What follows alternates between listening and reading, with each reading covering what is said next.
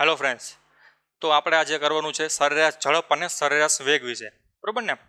તો લાસ્ટ લેક્ચરમાં આપણે સ્થાનાંતર શું છે, પથ લંબાઈ શું છે, બેનો તફાવત શું છે તે સમજી ગયા. ક્લિયર ને? અત્યારે શું જોવાનું છે કે સરેરાશ વેગ અને સરેરાશ ઝડપ એટલે શું. તો આગળ સરેરાશ એવું ને, તો કોઈ પણ એક વસ્તુ લઈ લઈએ. દાખલા તરીકે સરેરાશ ઝડપ લઈ લઈએ. ક્લિયર ને? તો સરેરાશ ઝડપ એટલે શું? તો આપણે પથ લંબાઈ જોઈ ગયા. પથ લંબાઈ એટલે કે પદાર્થે એની સફર દરમિયાન કેટલું ટોટલ અંતર કાપ્યું છે. તો સરેરાશ ઝડપ એટલે શું થાય કે સરેરાશ ઝડપ બરાબર શું થાય કે પદાર્થે કાપેલું ટોટલ અંતર એના છેદમાં તે અંતર કાપવા માટે લાગતો ટોટલ સમય. બરાબર ને?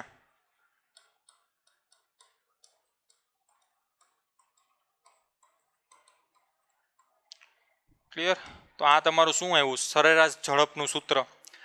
એનો અર્થ એવો થયો કે સરેરાશ ઝડપને જો મારે દોરવી હોય ને, અથવા તો એના ગ્રાફને દોરવો હોય ને, તો મારે નિર્દેશ ફ્રેમની જરૂર પડશે. શું કામ? કારણ કે એમાં સમય આવ્યો અને અંતરે આવ્યું. બરાબર ને? હવે આનો એસઆઈ યુનિટ શું થશે? તો કે અંતરનો યુનિટ થાય મીટર, સમય યુનિટ થાય સેકન્ડ, જેથી કરીને આનો એસઆઈ એકમ આવશે મીટર પર સેકન્ડ. ક્લિયર ને?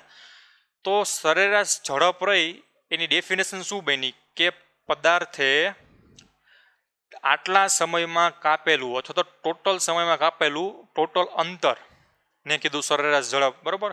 અથવા તો ટોટલ અંતરને તો શું કીધું હતું આપણે? પથ લંબાઈ કીધી હતી ને. તો કે પથ લંબાઈના છેદમાં આટલી પથ લંબાઈ કાપવા માટે લાગતો સમય. ક્લિયર ને? તો આ વસ્તુ શું થાય? આપણું સરેરાશ ઝડપ. ક્લિયર?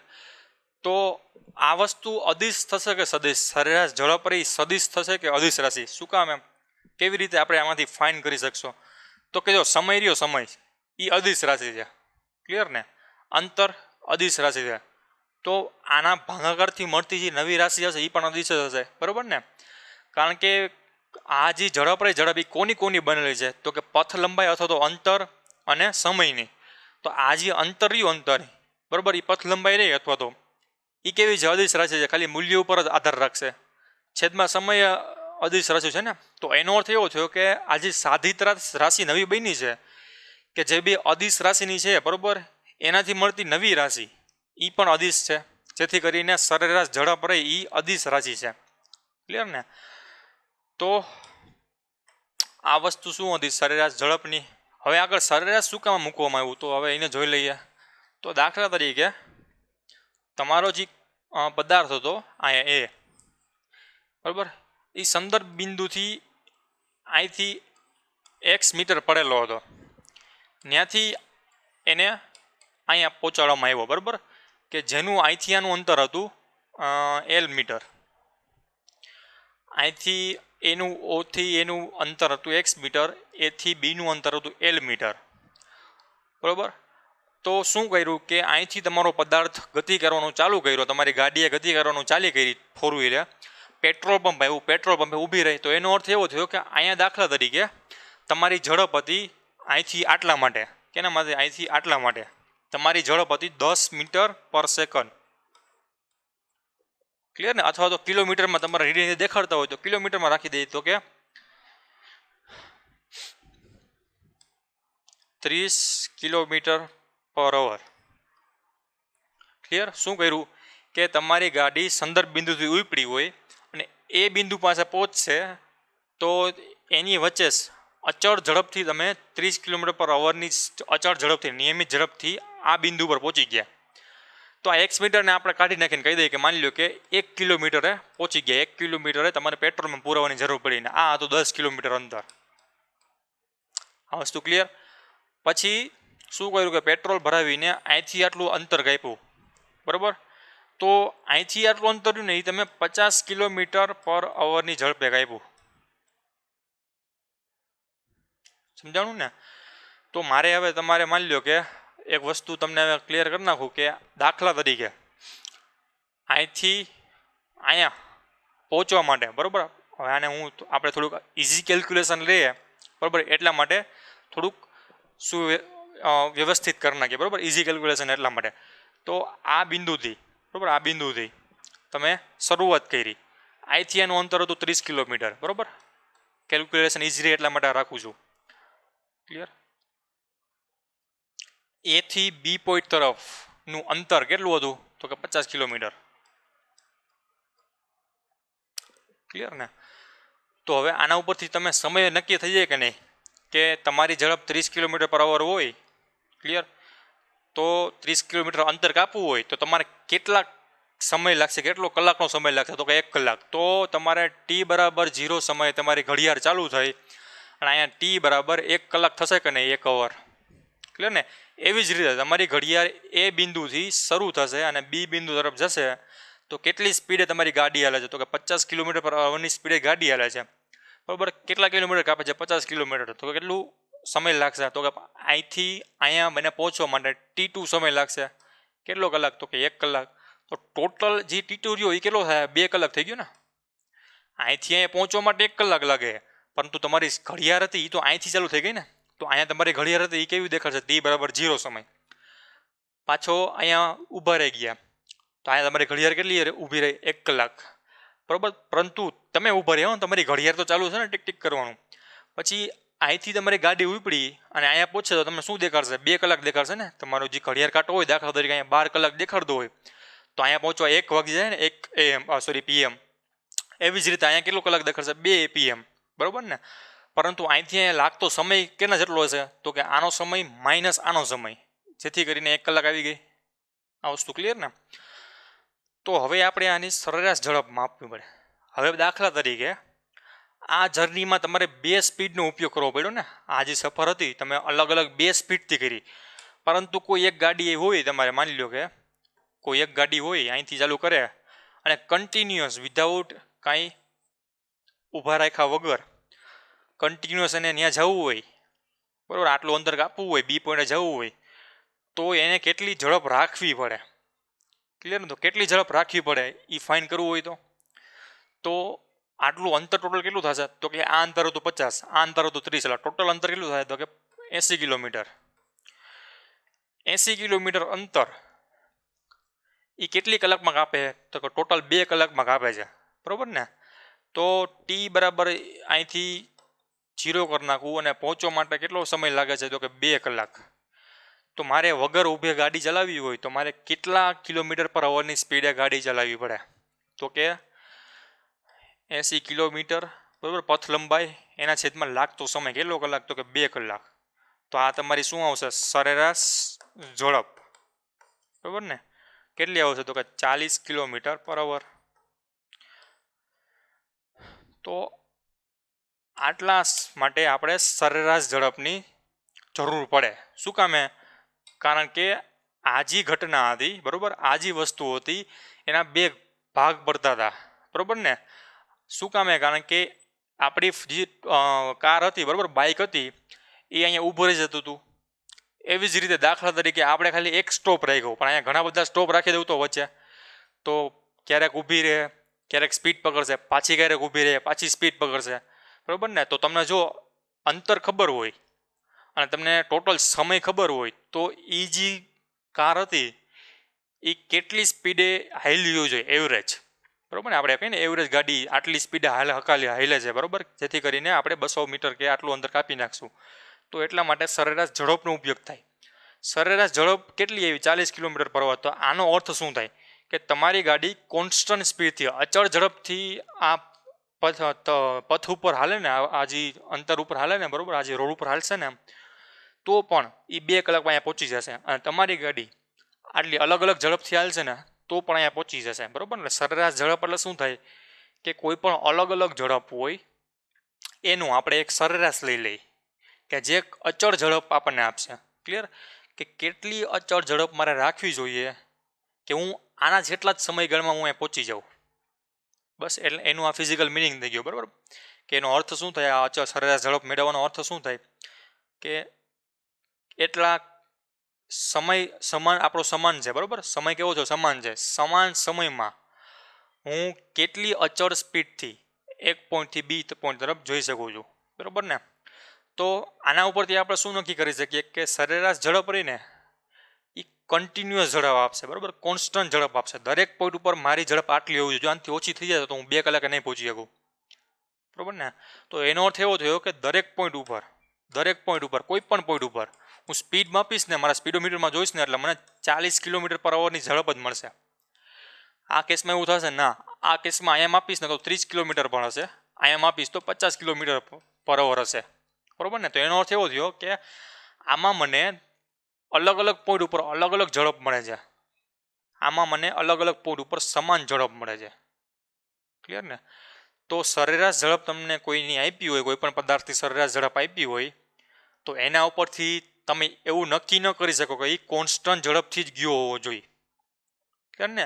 એ આવી રીતે ગયો હોય, ક્યારેક ઓછું ઝડપ કરી નાખે, ક્યારેક વધુ ઝડપ કરી નાખે, કે સરેરાશ એની 40 આવે. ક્લિયર ને.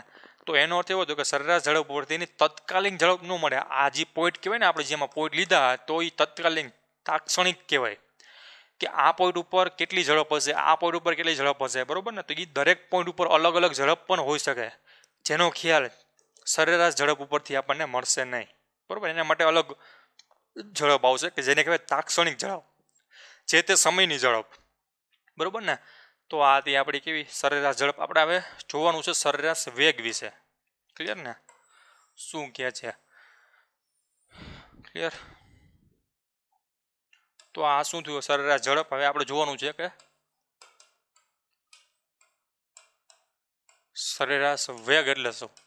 તો બાય ડેફિનેશન શું છે કે સરેરાશ વેગ રહ્યું એ છે કેટલું સ્થાનાંતર છે, અને એ સ્થાનાંતર માટે લાગતો સમય, બરાબર. એસઆઈ યુનિટ શું થશે, મીટર પર સેકન્ડ, કારણ કે સ્થાનાંતરને મીટરમાં દેખાડવામાં, સમયને સેકન્ડમાં. તો ડેફિનેશન મુજબ શું થશે કે કોઈ પણ પદાર્થ કેટલું સ્થાનાંતર કરે છે, કોની સાપેક્ષે, સંદર્ભ બિંદુની સાપેક્ષે, એને કંઈક સમય લાગે છે, તો એના દરને એનો સરેરાશ વેગ કહે, બરાબર ને. કે જે સદિશ રાશિ છે, એનો મતલબ એમ કે આને દેખાડ્યું હોય તો એને સરેરાશ વેગ અથવા ઝડપને વી વડે દેખાડે, વી ફોર વેલોસિટી, બરાબર ને.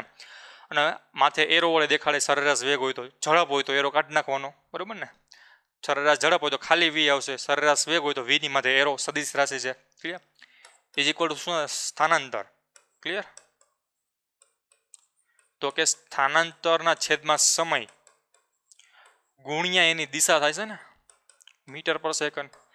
તો એનું સદિશ સ્વરૂપ થઈ ગયું. હવે સ્થાનાંતરને જો આપણે સદિશ તરીકે ન દેખાડવું હોય તો બીજી રીત કઈ છે, તો એનું મૂલ્ય. તો મૂલ્ય એટલે શું કીધું આપણે, એનું માનાંક લઈ લેવાનું. માનાંક લઈ લેશો ને એટલે આપણે આમાંથી દિશા નીકળી જશે, બરાબર ને. એટલે આને ખાલી વી વડે દેખાડાય. ક્લિયર. ઇઝ ઇક્વલ ટુ શું થશે, તો કે સ્થાનાંતર ના છેદમાં સમય, બરાબર ને. તો આ કોનું મૂલ્ય થઈ ગયું, આ સરેરાશ વેગનું જ મૂલ્ય છે, બરાબર ને. પરંતુ દિશા નથી દેખાડી, બસ ખાલી મૂલ્ય લીધું છે તો પણ ચાલે, બરાબર ને. તો કોઈ પણ સદિશ રાશિનું મૂલ્ય લેવું હોય તો એનો માનાંક લઈ લેવાનો, બરાબર ને. માનાંકના રૂલ્સ આવે પણ એ આપણે અત્યારે ભણવાના નથી. ક્લિયર. કે માનાંકને કેવી રીતે અંદર ઇમ્પ્લિમેન્ટ કરવો. ક્લિયર. તો આ વસ્તુ હતી સરેરાશ વેગની, કે ચોક્કસ સમયમાં અથવા તો કોઈ એક વસ્તુ છે, કોઈ એક પદાર્થ છે કે જે એ બિંદુથી બી બિંદુ તરફ જાય છે, બરાબર. આ એ બિંદુ હતું, આ એ બિંદુ છે. ક્લિયર. અને એ આ બી બિંદુ તરફ પહોંચે છે. તો દાખલા તરીકે એને ટી જેટલો સમય લાગે છે. ક્લિયર ને. હવે એ બી બિંદુથી પાછો અહીંયા ક્યાંક વચ્ચે ઊભો રહી જાય છે સી બિંદુએ. ક્લિયર ને. તો ગતિની શરૂઆત ક્યાંથી કરી હતી, અહીંથી કરી હતી ને. તો સ્થાનાંતર કેટલું થશે, સ્થાનાંતર. તો કે અહીંયા સી બિંદુ હતો, તો એનો અર્થ એવો થયો, અથવા તો આ જે વસ્તુ હતી, ક્લિયર, અહીંયા શું હતું, આપણું બી બિંદુ હતું ને. ક્લિયર. તો પાછો અહીંથી અહીંયા આવી જાય, આ જોડ ઉપર પાછો આવે છે. ક્લિયર ને. પાછો અહીંયા ક્યાંક બી સી બિંદુ આવે છે. એનો મતલબ એમ થયો કે આ જે આપણો પદાર્થ હતો એ પહેલાં અહીંથી આટલું અંતર કાપે છે, પછી એને ખબર પડી કે ભાઈ વધારે આગળ આવી ગયા, તો પાછો અંતર કાપશે ને આટલું, એટલે એની જ રોડ ઉપર. તો સ્થાનાંતર કેટલું થશે કે મૂળ સ્થાનાંતરથી કેટલો દૂર છે, તો મૂળ સ્થાનાંતર ખાલી આટલો જ દૂર છે ને. ક્લિયર ને. પથ લંબાઈ કેટલી થશે, તો કે કેટલું ટોટલ અંતર કાપ્યું છે, તો એની પથ લંબાઈ દે, તો કે એ થી બી, બી થી સી. ક્લિયર ને. તો દાખલા તરીકે શું થશે કે કે એ થી બી તરફ ગયો એના માટે લાગતો સમય હતો T1, બરોબર ને, અને બી થી પાછો સી તરફ આવ્યો ને તો એને કેટલો સમય લાગ્યો ટોટલ બી સી સુધી પહોંચવા માટે? તો કે T1 અહીંથી અહીંયા પહોંચવા માટે પ્લસ અહીંથી અહીંયા પહોંચવા માટે T1 પ્લસ T2. તો એટલા સમયગાળામાં સ્થાનાંતર કેટલું થયું એનું? તો કે અહીંથી આટલું. તો આ વસ્તુ આમાં મૂકી દઈએ તો શું મળશે આપણને? શું મળશે? તો કે વી ઇઝ ઇક્વલ ટુ સ્થાનાંતર કેટલું થયું? સ્થાનાંતર તો કે એસી જેટલું સ્થાનાંતર થયું ને, છેદમાં લાગતો સમય T1 પ્લસ T2, બરાબર ને, અહીંથી અહીંયા પહોંચવા માટે લાગતો કુલ સમય, ક્લિયર ને. તો શું ડાયરેક્ટ અહીંયા પહોંચી ગયો? ના, પેલા એથી બી તરફ ગયો હતો ને, પાછી બી થી એ તરફ ગયો, સી તરફ ગયો, ક્લિયર. એટલા માટે લાગતો સમય આવ્યો T1 પ્લસ T2. તો આ હતું સ્થાનાંતર વેગ, બરાબર, અથવા તો વેલોસિટી, બરાબર ને, સરેરાશ વેગ, ક્લિયર ને. સરેરાશ શું કામે કીધું હતું કે આમાં સમજ રહેશે, કારણ કે એક એક્ઝામ્પલ લઈ લઈએ કે સરેરાશ આના માટે કેવી રીતે થશે. તો એક પદાર્થ હતો અહીંયા, એ પદાર્થ હતો ટી બરાબર 0 સમયે ગતિ ચાલુ કરે છે અને અહીંયા ક્યાંક પહોંચે છે બી, આ બિંદુ ઉપર, બી બિંદુ ઉપર. આ આપણું સંદર્ભ બિંદુ છે, ક્લિયર. ત્યાંથી પાછો ઉપર જાય છે અહીંયા સી બિંદુ તરફ, ત્યાંથી આગળ જાય છે પાછો ડી બિંદુ તરફ, ક્લિયર ને. પાછો નીચે આવે છે થોડોક ઈ બિંદુ તરફ, પાછો અહીંયા ક્યાંક આવે છે, ક્લિયર ને. ક્યાં આવે છે? અહીંયા ક્યાંક આવે છે, અહીંયા ક્યાંક ABCDEF, એફ બિંદુ ઉપર. તો પરિણામી આપણે શોધવું હોય, શું શોધવું છે? પરિણામી આનું સ્થાનાંતર શોધવું હોય તો કેટલું થશે? તો કે અહીંથી અહીંયા જ પૂછ્યું ને, ખાલી આખા આ જે વસ્તુ રોડનો ઉપયોગ કર્યો છતાં પણ પહોંચતો તો ક્યાં છે? આટલો જ. તો સ્થાનાંતર કેટલું થશે? તો કે અહીંથી અહીંયા, કારણ કે મૂળ બિંદુ કયું હતું? અહીંયા હતું ને. ફાઇનલ બિંદુ ક્યાં હોય છે? અહીંયા. તો સ્થાનાંતરનું બીજું પણ આપણે કહી શકીએ ને કે એના પ્રારંભિક સ્થાનથી એનું અંતિમ સ્થાન ક્યાં છે એને એનું સ્થાનાંતર કહેવાય, બરાબર ને. પ્રારંભિક સ્થાનથી અંતિમ સ્થાન ક્યાં છે એનું એનું વચ્ચેનું શું કહેવાય? સ્થાનાંતર કહેવાય, બરાબર ને. તો આ શું થઈ ગયું? એનું સ્થાનાંતર થઈ ગયું ને. તો જોવો જી, આ બિંદુ ડાયરેક્ટ પહોંચી ગયો તો કે નહીં, એના માટે આમ આવી રીતે આમ ચોરસ ચોકઠાનો ઉપયોગ કર્યો ને, બરાબર ને. આવી રીતે અલગ અલગ પ્રકારની ગતિનો ઉપયોગ કર્યો. તો પહેલાં ક્યાં ગયો? તો કે એથી બી તરફ. એથી બી તરફ એ માની લ્યો કે વી ઝડપથી ગયો હતો, બરાબર ને. વેગ નથી, વી ઝડપથી ગયો હતો માની લ્યો. તો એની ઝડપ કેટલી હતી? વી. કઈ દિશામાં? તો કે આ દિશામાં, બરાબર ને. અથવા તો વી વેલોસિટી ધર્યો તો પણ ચાલશે, ક્લિયર. કે વી વેગથી ગયો હતો, એની દિશા કઈ હતી? તો કે એથી બી તરફની, માની લો કે આવી રીતે, ક્લિયર ને. તો આપણે જો ખાલી મૂલ્યની ચર્ચા કરતા હોય તો ખાલી વી તરીકે દેખાડી દો, બરાબર ને. આવી રીતે દિશા લેવી હોય તો એની ઉપર એરો દેખાડી દેવાનો, ક્લિયર ને. તો આપણો કેસ આ સિમ્પલ બને એના માટે આપણે દિશા લેતા નથી, કારણ કે આપણે આમાં દિશાની જરૂર નથી, બરાબર ને. તો શું કરવાનું? ખાલી એનું મૂલ્ય લઈ લેવાનું, બરાબર ને, કારણ કે દિશાની જરૂર છે નહીં. તો અહીંથી એનું અંતર માની લો કે એ બી છે, બરાબર. અને અહીંથી અહીંયા પહોંચવા માટે લાગતો સમય હતો T1. તો એ બીના છેદમાં T1 એટલે મને V1 મળશે. અહીંથી અહીંયા કેટલી સ્પીડે ગયો છે એ મળશે, બરાબર ને. ટર્ન એવો એટલે અહીંયા ગાડી થઈ ગઈ ધીમી, બરાબર ને, જેથી કરીને એની ઝડપ થઈ ગઈ ધીમી. તો બી થી સી સુધી પહોંચવા માટે એને માની લ્યો કે T2 સમય લાગ્યો, બરાબર ને. તો અહીંયા એની ઝડપ કેટલી હશે? તો કે V2 હશે, બરાબર ને. તો BC એના છેદમાં T2, ક્લિયર ને. દિશા જોતી હોય તો ઉપરની બાજુ, બરાબર ને, આ બાજુ દિશા એરો કરી નાખવાનો. પછી ત્યાંથી એવી રીતે અહીંયા T3 સમય લાગ્યો, બરાબર ને. અહીંથી અહીંયા નીચે પહોંચતા T4 સમય લાગ્યો, અને ઈથી ડાયરેક્ટ F પહોંચતા T5 સમય લાગ્યો, ક્લિયર ને. તો જોવું જોઈએ અહીંયા દરેક પોઈન્ટ ઉપર વેલોસિટી અલગ અલગ છે કે નહીં, બરાબર ને. પદાર્થ આમ ગયો તો દિશા આયા હતી ને, બરાબર ને. જે આ બોલપેનની દિશા હતી, બરાબર, એ દિશામાં મારો પદાર્થ જાય છે એવું માની લ્યો. તો જોવો જી, મારી બોલપેનની દિશા એથી બી તરફ છે એટલે મારો પદાર્થ ધીમે ધીમે ગતિ કરતો હતો. વળાંક આવ્યો એટલે જોવો જ આ દિશા બદલાણી ને, પહેલાં આમ હતી પછી ઉપર ગઈ. તો એનો અર્થ એવો થયો કે અહીંયા વેગ બદલાણો, ક્લિયર ને. તો અહીંયા વેગ કેટલો હતો? V1 હતો, પછી કેટલો હતો? V2. પાછો ઉપરમાંથી પાછો વેગ બદલાણો, અહીંયા પોઈન્ટ ઉપર પાછો વેગ જોવો જ ઊંધો આવ્યો ને, પાછો વેગ બદલાણો ક્યાં સુધી? અહીંયા સુધી. તો એનો અર્થ એવો થયો કે આખી સફર દરમિયાન વેગ કેટલી વાર બદલાય છે? તો કે 1 વાર, 2 વાર, બરાબર, પછી આ 3 વાર, 4 વાર અને 5 વાર વેગ બદલાય છે. આ વસ્તુ ક્લિયર. છતાં પણ પદાર્થ ક્યાં પહોંચે છે? અહીંથી અહીંયા જ.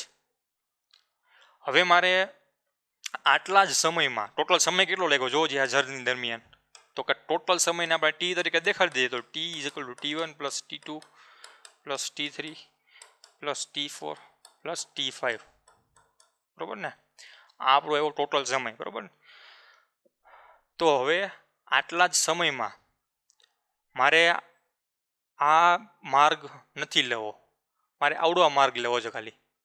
તો મારે ઝડપ કેટલી હશે તો એ ફાઇન કરવું તો શું કરવાનું? તો કે સરેરાશ આવશે ને, તો કે સરેરાશ વેગ બરાબર સ્થાનાંતર કેટલું કર્યું? તો કે આપણે આટલું સ્થાનાંતર કરાવવું છે ને, તો ડાયરેક્ટ આ પાથ લઈ લ્યો અહીંથી અહીંયા સુધીનો, આપણે આમ ફરવા નથી જવું. મારે શું ફાઇન કરવું છે કે મારે છે ને એક ગાડી એવી ગોતવી છે કે સમય તો આટલો જ લાગે, અહીંયાથી જેટલો અહીંયા પહોંચે ને એટલો જ સમય અહીંથી અહીંયા પહોંચે એટલો જ લાગે. તો એના માટે મારે કેટલી ઝડપનું સાધન ગોતવું પડે, બરાબર ને? દાખલા તરીકે તમે તમારા દોસ્તારે અહીંથી તમે રેસ લગાવવાની ચાલુ કરી હોય, તમારી પાસે લ્યુના હોય, તમારા દોસ્તાર પાસે હાયાબુઝા હોય, બરાબર? તો હાયાબુઝાની સ્પીડ વધુ હોય, તો અહીંથી આ ફટાફટની સ્પીડે આમ પહોંચતો હોય ને, પરંતુ એને અંતર વધુ કાપવાનું છે ને, ક્લિયર ને? તમારી પાસે લ્યુના છે તો તમારી સ્પીડ ઓછી છે પણ તમારે અંતર ઓછું કાપવાનું છે, તો બેની ઝડપ કેટલી આવશે? બરાબર, પહોંચવાનું છે અહીંયા, તો વિનર કોણ થશે? ક્લિયર? તો એ જોઈ લઈએ. તો સરેરાશ વેગ એટલે શું થાય? તો કે અહીંથી અહીંયા અંતર AF ના છેદમાં ટોટલ સમય, બરાબર ને? તો તમારી આ જે લ્યુનાની સ્પીડ હતી માની લો કે 20 કિલોમીટર પર અવર આવી, જ્યારે હાયાબુઝાની સ્પીડ હતી, બરાબર, એ અહીંથી અહીંયા કેટલી હતી? 100 કિલોમીટર પર અવરની સ્પીડ હતી ગયો, બરાબર? આ વસ્તુ ક્લિયર? તમારા દોસ્તારની જે બાઇક હતી એ 100 કિલોમીટર પર અવરની સ્પીડ હતી, અહીંથી અહીંયા પહોંચી ગયો. પછી 120 કિલોમીટર પર અવરની સ્પીડથી અહીંયાથી અહીંયા ગયો, પછી 70 કિલોમીટર પછી અહીંયા ગયો, પછી અહીંથી 80, પછી અહીંથી 150 કિલોમીટર પર અવરની સ્પીડ અહીંયા પહોંચી ગયો, બરાબર ને? તો એને ટોટલ આટલું અંતર કાપવું પડ્યું છે ને, ક્લિયર ને? ભલે ગમે તેટલી સ્પીડ હોય, અંતર એનું વધી ગયું ને તો એને સમય પણ વધી લાગશે, ક્લિયર ને?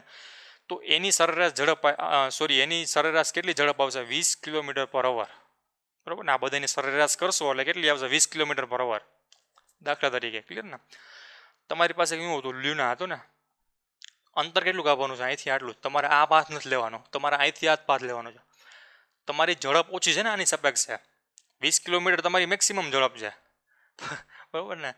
તો તમે અથવા તો અહીંથી આટલું જ ઓછું અંતર કાપવું છે ઓછી ઝડપથી, બરાબર? તો સમય વધુ લાગશે ને, સમજાણું? તમારી સ્પીડ ઓછી છે અને અંતર પણ ઓછું છે, બરાબર? તો સમય કેવો લાગશે? એક પ્રકારે બેમાં સમાન લાગશે અથવા તો વધારે લાગશે એક પ્રકારે, ક્લિયર ને? કેવી રીતે? તો તમે ઝડપનું ઇક્વેશન ખબર હોય શું હતું? ઝડપ બરાબર અથવા તો વેગ બરાબર અંતર ભાગ્યા સમય, બરાબર ને? તમારી ઝડપ વધુ, અંતર ઓછું, ક્લિયર? તો આપણે સમય જતો હતો ને તો સમયને કરતા બનાવી નાખીએ, તો સમય બરાબર શું થાય? તો કે અંતર ભાગ્યા ઝડપ થાય, અંતર ભાગ્યા ઝડપ, ક્લિયર ને? તો અહીંથી અહીંયાનું મને અંતર ખબર છે, અહીંથી અહીંયા હું કેટલી સ્પીડે ગયો એ ખબર છે, તો મને અહીંથી અહીંયા કેટલો ટાઈમ લાગશે એ ખબર પડી જશે, ક્લિયર ને? તો અંતર કેવું છે જોવું છે અહીંથી આનું, માની લો કે 100 કિલોમીટર, ઝડપ કેટલી છે? 100 કિલોમીટર પર અવર, તો અહીંથી કેટલો કલાક લાગશે? 1 કલાક, ક્લિયર ને? હવે આ જ વસ્તુને અહીંથી આની જગ્યાએ હું અહીંથી આમ હકલું તો 100 કિલોમીટર તમારું જે દોસ્તારનું બાઇક હતું, બરાબર, એને અહીંથી અહીં હકલું તો મારે ઓછો સમય લાગશે ને, સમજાય ને? તો એનો મતલબ એમ થયો કે જો વધુ ઝડપવાળી ગાડી હોય અને એક ઓછી ઝડપવાળી ગાડી હોય, બેને સમાન સમયમાં આ પોઈન્ટે પહોંચવું હોય, એના માટે જે સૂત્ર તારવવામાં આવ્યું છે એ શું હતું? સરેરાશ વેગનું, બરાબર ને? શું કર્યું? કે જે વધુ ઝડપવાળી ગાડી હતી ને એને લાંબો રૂટ દઈ દીધો, ઓછી ઝડપવાળી ગાડી હતી ને એને ટૂંકો રૂટ દઈ દીધો, તો બે સમાન અંતરે સમાન સમયમાં જ પહોંચશે ને, સમાન ટાઈમમાં જ પહોંચશે, સેમ ટાઈમમાં. કેવી રીતે? આ સૂત્ર મુજબ, કારણ કે એકની સ્પીડ વધુ છે, શું છે? એકની સ્પીડ વધુ છે, અંતરે વધુ છે, ક્લિયર ને? બીજા માટે શું છે? એકનું અંતર કેવું છે? ઓછું છે, તો ઝડપે ઓછી છે ને. તો એનો અર્થ એવો થયો કે જો અંશ વધે તો સામે ઝડપ વધે છે ને, તો સમય કોન્સ્ટન્ટ થઈ ગયો, બરાબર, અંશ ઘટે છે તો સામે છેદ પણ ઘટે છે ને, તો બેનો ભાગાકાર કરશો તો એ કોન્સ્ટન્ટ થઈ જાય ને, જેથી કરીને બે માટે સમય કેવો લાગશે, સમાન લાગશે. ક્લિયર ને? તો આમ આપણે સરેરાશ વેગનું શું કામે ઉપયોગિતા છે એ આના માટે છે. બરાબર, આવી રીતે પણ તમે લઈ શકો છો. આ પ્રેક્ટિકલ એક્ઝામ્પલ છે. બરાબર ને? દાખલા તરીકે તમે અહીંથી ગિરનાર જવું હોય તો એના ઘણા બધા રૂટ્સ હોય, તમે ગૂગલ મેપમાં જોશો તો ક્યુ રૂટ રહ્યો બરાબર, એ તમારા માટે બેસ્ટ છે. એ કોના પર આધાર રાખશે કે ક્યાં પોઈન્ટથી તમે ચાલુ કરો છો જર્ની. ક્લિયર ને? તો જો તમે રાજકોટ હોય દાખલા તરીકે, અહીંયા તમારું માની લો કે અહીંયા તમારું ગિરનાર આવેલું હોય, તો આ તમારા 2 રૂટ છે. તો આધાર કોના પર રાખશે કે તમે ગાડીની સ્પીડ કેટલી છે અને તમે કઈ ગાડી લઈને જાઓ છો. ગાડીની સ્પીડ વધુ હોય તો તમે કોઈ પણ પાથ લઈને જાશો. બરાબર, આ પાથ લેશો તો ઝડપથી પહોંચી જશો અહીંયા, આ પાથ લેશો તો ઝડપથી પહોંચી જશો. ઓછી સ્પીડવાળી ગાડી લઈને જશો તો તમારે ફરજિયાત આ પાથ જ લેવો પડે ને. આ પાથ લેશો, આવડો આ પાથ, તો તમારે વધુ સમય લાગશે. ક્લિયર ને? તો આ એક પ્રકારે પ્રેક્ટિકલ એક્ઝામ્પલ હતું સરેરાશ વેગનું. ક્લિયર? તો આજે આપણે અહીંયા સુધી રાખીએ. નેક્સ્ટ લેક્ચરમાં આપણે એને એક ઉદાહરણ કરીશું. Thank you.